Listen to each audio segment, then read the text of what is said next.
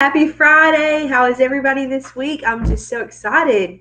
I'm always excited to get on here. So, today we're going to be talking about self-care, and this is so good going into the weekend because the weekend is when a lot of us schedule our self-care and we can just get in some downtime and some me time and some quality time and things that make you feel alive. And that's what we're going to talk about because I want to ask you, but before I get into that, I just want to ask you, have you ever asked yourself, how do those moms find time for self-care? Have you ever looked at other people who are practicing self-care and you're like, how in the world do they even do that? Because let's just look at our day as busy mompreneurs. We wear a lot of hats. We're doing the business things, but we wake up, we get our kids off to school, or we feed them breakfast, and we're just moving from one thing to the next. And speaking of meals, oh my gosh, do they not take a lot of time or what? That just preparing meals for our family is like, it can be rough, just all the things that have to go, all the things that go into that, the time it takes, we're the ones doing it.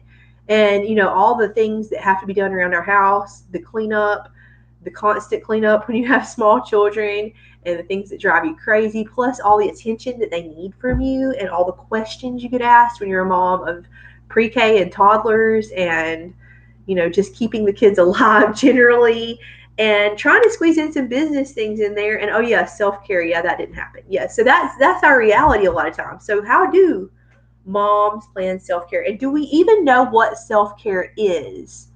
Like, if you're not practicing self-care regularly, if it's not something that you already have, that you feel like, oh yeah, I'm doing it, I've got the self-care in, I feel good about it.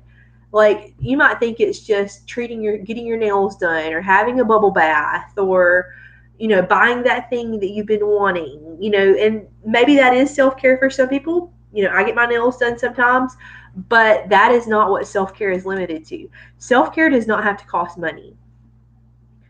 Self-care could be sitting down to write in your journal.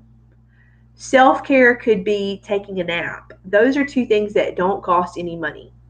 Self-care could be going outside and doing some yoga stretches outside and just getting out in the sun and the fresh air. And drinking your water all throughout the day could be self-care. Cutting out toxic relationships, believe it or not, that might feel uncomfortable, but that is some major self-care. Those things cost little to no money. And all of those things are important. Journaling may not be your thing. Maybe meditating is your thing. Maybe creating something is your thing. Maybe you really need to be creative. I'm an Enneagram 4. I have a need to be creative. And I don't feel like myself if it's been too long since the last time I was creative. So what I want to challenge you to do is write down a list of things that make you feel alive, whether they cost money or whether they don't.